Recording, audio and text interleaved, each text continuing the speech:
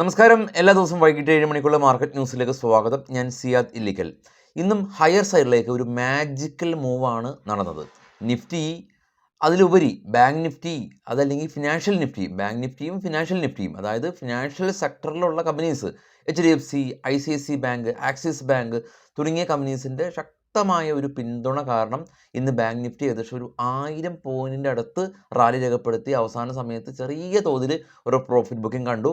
Financial Nifty 430 പോയിൻറ്റിൻ്റെ ഒരു rally രേഖപ്പെടുത്തി. ഇന്ന് ഫിനാൻഷ്യൽ നിഫ്റ്റിയിലെല്ലാം തന്നെ കോൾ സൈഡിൽ കയറിയ ആളുകൾക്ക് മേ ബി ഒരു ട്രബിൾ ഉണ്ടാക്കാൻ സാധ്യതയുള്ള ഒരു ദിവസമായിരുന്നു. അത്രക്കും ശക്തമായ ഒരു റാലി. നമുക്ക് ഇന്ന് നിഫ്റ്റിയുടെ ചാർട്ടല്ല, നേരെ നമുക്ക് ബാങ്ക് നിഫ്റ്റിയുടെ ചാർട്ട് ഒന്ന് നോക്കാം. ബാങ്ക് നിഫ്റ്റിയുടെ ചാർട്ട് നമുക്ക് വന്നിട്ടുണ്ട്. Opening range 51,864. സ്ട്രൈറ്റ് ആയിട്ട് ബാങ്ക് നിഫ്റ്റി ചെറിയ 52,000 ചെറിയൊരു കൺസോൾട്ടേറ്റിന് ശേഷം ഒരു ബ്രേക്ക് ഔട്ട് നടത്തി സ്ട്രൈറ്റ് അവേ ബാങ്ക് നിഫ്റ്റി ശക്തമായ ഒരു റാലി രേഖപ്പെടുത്തിയ ഒരു അവസ്ഥയാണ് ഇപ്പോൾ നമുക്ക് കാണാൻ സാധിക്കുന്നത്. നിഫ്റ്റി 181 പോയിൻറ്റും സെൻസെക്സ് 712 പോയിൻറ്റും ബാങ്ക് നിഫ്റ്റി 900 പോയിൻറ്റിൻ്റെയും ഒരു റാലി രേഖപ്പെടുത്തിയിട്ടുണ്ട്. Shriram finance, Axis bank, ICICI, HDFC life തുടങ്ങിയ കമ്പനീസ് 2 മുതൽ 3.5% വരെയുള്ള റാലിയാണ് ഇന്ന് നമുക്ക് മാർക്കറ്റിൽ കണ്ടത്. BPCയിലും ഐഷർ മോട്ടോഴ്സും പവർ ഗ്രിഡും ഏഷ്യൻ പെയിൻറ്റും ടാറ്റ സ്റ്റീൽ തുടങ്ങിയ കമ്പനീസിൽ ചെറിയ തോതിൽ ഒരു പ്രോഫിറ്റ് ബുക്കിംഗ് കണ്ടു. സ്റ്റോക്ക് സ്പെസിഫിക് ആയിട്ടുള്ള കാര്യത്തിലേക്ക് വരാണെങ്കിൽ ശ്രീറാം ഫിനാൻസ് കണ്ടിന്യൂ ബൈയിങ് ആണ് ശ്രീറാം ഫിനാൻസിൽ കാണുന്നത്. FISന് വളരെയധികം താല്പര്യമുള്ള ഒരു കമ്പനിയിലൊന്നാണ് ശ്രീറാം ഫിനാൻസ്.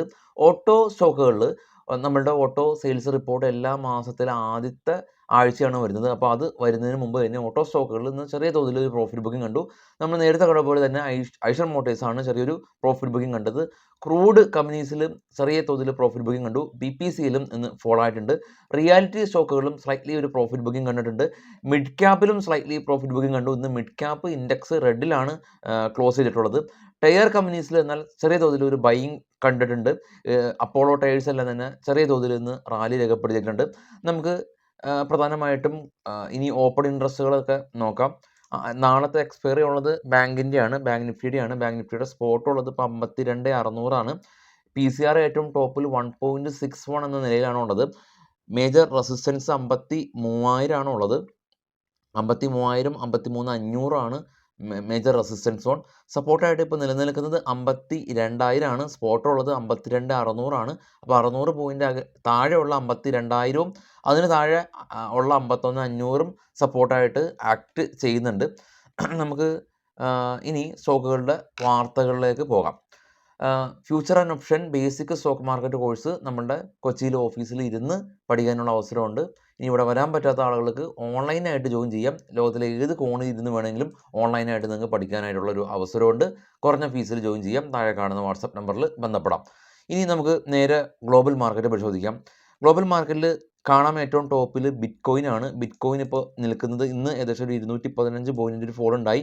61,000 അപ്പോൾ 60,000 വരെ പോയ ബിറ്റ് കോയിൻ ചെറിയ തോതിൽ ഒരു റിക്കവറിക്ക് വേണ്ടി ശ്രമിക്കുന്നുണ്ട് അറ്റ്ലീസ്റ്റ് ബിറ്റ് കോയിനിൽ. തൊട്ട് താഴെ ബിറ്റ് കോയിന് താഴെ ഉള്ളത് ഗോൾഡാണ്. $2,329 ഇപ്പോൾ ഔൺസിന് ഗോൾഡ് ഇപ്പോൾ ട്രേഡ് ചെയ്യുന്നത്. അതിന് താഴെയുള്ളത് ബ്രന്റ് ഓയിലാണ്, $85 പെർ ബാരൽ. തൊട്ട് താഴെയുള്ളത് ഓസ്ട്രേലിയയാണ്, അത് 105 പോയിൻറ്റ് പോസിറ്റീവിൽ ക്ലോസ് ചെയ്തു. തൊട്ട് താഴെ ചൈനയാണ്, അത് 13 പോയിൻറ്റ് റെഡിൽ ക്ലോസ് ചെയ്തു. അതിന് താഴെ കൊറിയയാണ്, 10 പോയിൻറ്റ് ഫ്ലാറ്റ് ആയിരുന്നു. അതിന് താഴെ ജപ്പാൻ മാർക്കറ്റാണ്, ഏകദേശം ഒരു 369 പോയിൻറ്റ് അഥവാ 1% അകത്ത് റാലി രേഖപ്പെടുത്തി. തൊട്ട് താഴെ ഡോ ഫ്യൂച്ചർ ഇപ്പോൾ ട്രേഡ് ചെയ്യുന്നത് സ്ലൈറ്റ്ലി നെഗറ്റീവാണ്. ഇന്ത്യ വിക്സ് ഇന്ന് ഏകദേശം ഒരു 1.81% സ്പൈക്ക് ചെയ്ത് 14.31. അതിന് താഴെ ഡാക്സ് ജർമ്മനാണ്, ഇടിവാണ്. അതിന് താഴെ CAC 40 ഫ്രാൻസ് ആണ്, ഇടിവിലാണ്. അതിന് താഴെ FTSE ആണ്, അതും ചെറിയ തോതിലൊരു പ്രോഫിറ്റ് ബുക്കിംഗ് മോഡിലാണ് ഉള്ളത്. അതായത് ഇന്ന് നമുക്ക് യൂറോപ്യൻ മാർക്കറ്റിൻ്റെയോ അല്ലെങ്കിൽ ഡോ ഫ്യൂച്ചറിൻ്റെയോ ഒന്നും തന്നെ ഒരു സപ്പോർട്ടും ഇല്ലാതെയാണ് മാർക്കറ്റ് ഹയർ സൈഡിലേക്ക് ശക്തമായിട്ടുള്ള റാലിയൊക്കെ ഇന്ന് ഉണ്ടാക്കിയിട്ടുള്ളത്. സ്റ്റോക്കുകളുടെ വാർത്തയിലേക്ക് വരുമ്പോൾ അമരരാജ ബാറ്ററിനെ സംബന്ധിച്ചുള്ള ന്യൂസാണ്. ഇന്ന് ഏകദേശം ഒരു 19% റാലി രേഖപ്പെടുത്തിയ കമ്പനിയാണ് അമരരാജ ബാറ്ററി. നമ്മുടെ ചാനൽ കാണുന്ന ആളുകൾക്കറിയാം, കുറച്ച് നാളൊക്കെ മുമ്പ് ഇവരൊക്കെ ഏകദേശം ഒരു 600 രൂപക്കാണ് ട്രേഡ് ചെയ്തത് അമരരാജ ബാറ്ററി.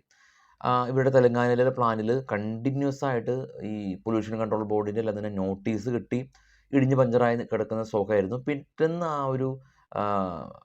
ആ ഒരു ക്ലോസർ നോട്ടീസൊക്കെ മാറി പിന്നീട് ഇപ്പോൾ അവർ പല ലിഥിയം ബാറ്ററി ബിസിനസ്സിലേക്ക് കടന്നു വന്നു. കഴിഞ്ഞ ദിവസം അവർ GIG എനർജി കമ്പനിയായിട്ട് ഒരു ടൈപ്പ് ചെയ്തു. അതിൻ്റെ ഭാഗമായിട്ട് ഇന്ന് ശക്തമായ റാലി. ക്രാഫ്റ്റ്മാൻ ഓട്ടോമേഷൻ കമ്പനി ഇവരുടെ സൺബീമായിട്ടുള്ളൊരു അക്വിസിഷൻ പ്ലാൻ ഉണ്ടായിരുന്നു. 10% റാലി. ഈ 2 കമ്പനി നമ്മൾ കഴിഞ്ഞ ദിവസങ്ങളിൽ കവർ ചെയ്താണ് ന്യൂസിൽ. ഹാപ്പിയസ്റ്റ് മൈൻഡ് ഇന്ന് ഇടിഞ്ഞു. ഇത് ഇന്ന് രാവിലെ പ്രീ മാർക്കറ്റിൽ നമ്മൾ കവർ ചെയ്താണ്. അവർക്കൊരു ബ്ലോക്ക് ഡീൽ ഉണ്ടായിരുന്നു. ഇനി സൊമാറ്റോ കമ്പനി ഇന്ന് ചെറിയ തോതിൽ ഒരു റാലി രേഖപ്പെടുത്തി. ഈ CLSI, UBSE തുടങ്ങിയ Goldman Sachs 3 rating agency upgrade ചെയ്തിട്ടുണ്ട്. കൂടാതെ തന്നെ പേടിഎമ്മിൻ്റെ എൻ്റർടൈൻമെൻറ്റ് ബിസിനസ് ഇവർ അക്വയർ ചെയ്തിട്ടുണ്ട്. അദാനി എൻ്റർപ്രൈസസിൽ വലിയൊരു ന്യൂസ് ഉള്ളത് ഇവരുടെ എയർപോർട്ട് ബിസിനസ് സെപ്പറേറ്റ് എൻറ്റിറ്റി ആയിട്ട് ലിസ്റ്റ് ചെയ്യാനായിട്ട് കമ്പനി തീരുമാനിക്കുന്നുണ്ട്. ഇപ്പോഴൊന്നുമല്ല, 2028 കൂടിയിട്ടാണ് ഈ ഒരു തീരുമാനം എടുക്കുക. അതായത് റിലയൻസിൽ നിന്ന് ജിയോ വേർപെട്ട പോലെ. PVR ഇനോക്സിനെ സംബന്ധിച്ചുള്ള ന്യൂസ് ഉള്ളത് റേറ്റിംഗ് ഏജൻസി നുവാമ എന്ന് പറയുന്ന റേറ്റിംഗ് ഏജൻസി PVR ഇനോക്സിനെ അപ്ഗ്രേഡ് ചെയ്തിട്ടുണ്ട്. ഇലക്ഷൻ കാരണം കുറച്ച് ക്രിക്കറ്റ് ടൂർണമെൻ്റൊക്കെ നടക്കുന്നുണ്ടായിരുന്നു. അത് കാരണം വലിയ തോതിൽ ആളുകൾ തിയേറ്ററിലൊക്കെ എത്തിയിരുന്നില്ല. എന്നാൽ ഇപ്പോൾ കൽക്കി എന്ന് പറയുന്ന മൂവിയുടെ റിലീസിന് മുമ്പ് തന്നെ 16 കോടി കളക്ട് ചെയ്തു. അതുപോലെ തന്നെ കുറേ ഹോളിവുഡ് ഫിലിംസ് എല്ലാം തന്നെ വരുന്നുണ്ട്. അതിൻ്റെ ഭാഗമായിട്ടാണ് അപ്ഗ്രേഡ് ചെയ്തിട്ടുള്ളത്. HDFC ബാങ്ക് 12% റാലിയാണ് ഈ ഒരു മാസം ലഭിച്ചത്. റൊസാരി ബയോടെക് കമ്പനി അവർ 10% റവന്യൂ ഗ്രോത്താണ് എക്സ്പെക്ട് ചെയ്യുന്നത് ഈ ഒരു ഫിനാൻഷ്യൽ ഇയറിൽ.